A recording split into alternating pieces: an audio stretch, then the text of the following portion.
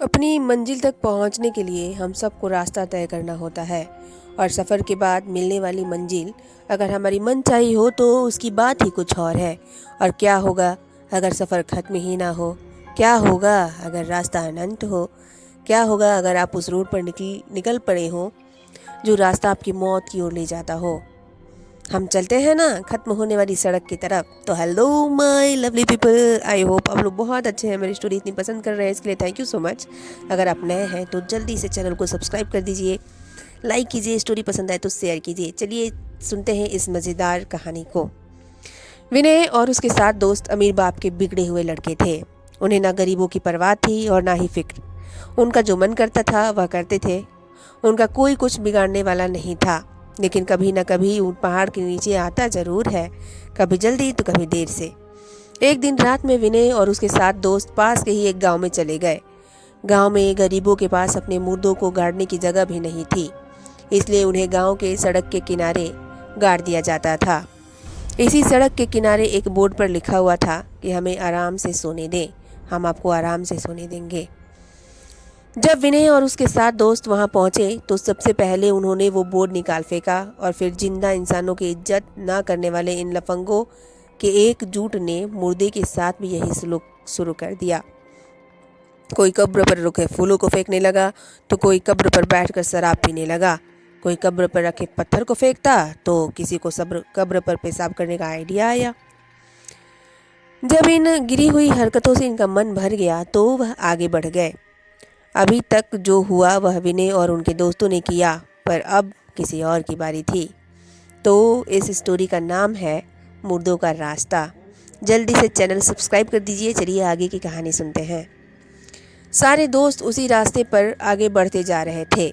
तभी उनमें से एक को महसूस हुआ कि बहुत देर हो गई है पर आगे कुछ नहीं आ रहा है और उन्हें ये लग रहा है कि वो उसी रास्ते पर गोल गोल घूम रहे हैं और वह कब्र बार बार उनके सामने आ रही है।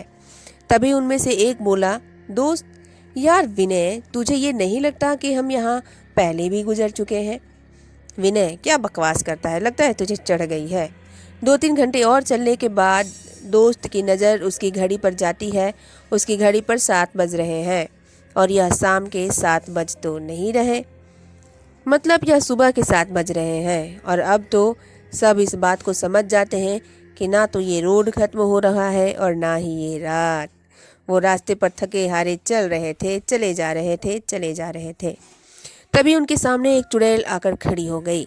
उसके बालों से उसका पूरा मुंह छुपा हुआ था, केवल उसकी एक लाल आंख नजर आ रही थी।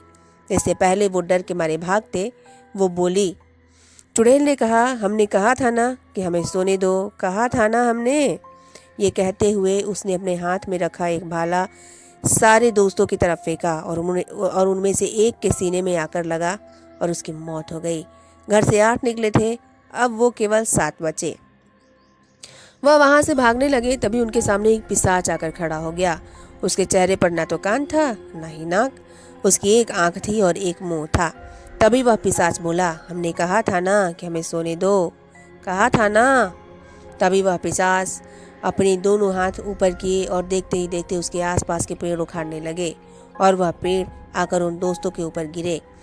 इन सब के बीच में 3 दोस्त की और मौत हो गई। अब इनमें केवल 4 लोग बचे हुए थे। चारों दोस्त तुरंत वहां से भागने लगे। सब लोग थके हुए थे और पीने के लिए पानी भी नहीं था और रात में खत्म होने का नाम ही नहीं ले रही थी और ना ही वह रास्ता खत्म होने का नाम ले रहा था। दोस्त आपस में बात करते हुए कहते हैं, विनय, हमने इन लोगों को सोते हुए परेशान करके अच्छा नहीं किया। ये हम में से इसी बात का बदला ले रहे हैं। विनय, हाँ हाँ, इतना तो हर बेवकूफ़ को समझ आ गया है कि ये लोग हमारे साथ ऐसा क्यों कर रहे हैं। कोई सलूशन बताओ, नहीं तो मुंह खोलकर ऑक्सीजन वेस्ट मत करो। इतने में उन्होंने देखा कि रोड में एक गड्ढा हुआ है और उनमें से एक दोस्त गड्ढे में जा गिरा। अब 3 दोस्त बचे थे। तभी उनमें से एक दोस्त बोला, दोस्त क्यों ना हम अपनी गलती सुधारें। हमने जो कुछ भी उन कब्रों पर किया है, अगर हम लोग उसे ठीक कर दें तो शायद हमारी जान बच जाए। विनय, बिल्कुल ठीक कहते हो, चलो। यह कहकर वो तीनों वापस उसी कब्र की तरफ चले गए और वे जो फूल उन्होंने फेंके थे वापस उसी कब्र पर रख दिया।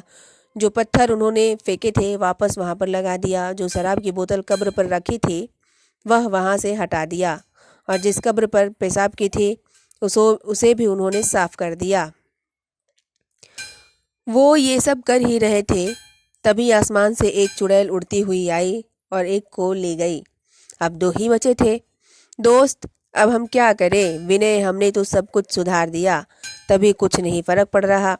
विनय, रुको, तुम्हें याद है सबसे पहले हमने वो बोर्ड निकाल कर फेंका था?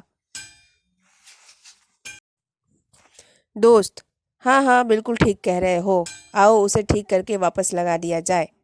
यह कहकर दोनों वापस बोर्ड को लगाने लगते हैं। तभी उनके सामने वही चुड़ैल और पिशाच आ गए और उनकी तरफ बढ़ने लगे। यह देखकर वह दोनों और तेज बोर्ड को उस पुरानी जगह पर गाड़ने लगते हैं, और इसके पहले कि चुड़ैल और पिशाच उनके सामने पहुंचते, उन्होंने बोर्ड को पुरानी जगह पर अच्छे से लगा दिया। और देखते ही देखते चुड़ैल और पिशाच दोनों गायब हो गए, और अब धीरे धीरे आसमान से अंधेरा जाने लगा और सुबह हो गई। बचे हुए दोनों दोस्त अपनी गाड़ी में बैठकर भाग गए। अब इन सोते हुए लोगों को दोबारा कोई नहीं परेशान करता। आप लोगों को स्टोरी कैसी लगी प्लीज़ कमेंट करके ज़रूर बताइएगा। स्टोरी पसंद आए तो लाइक कीजिए, शेयर कीजिए, चैनल को सब्सक्राइब कर दीजिए। Thank you so much for listening my story. Thank you so much.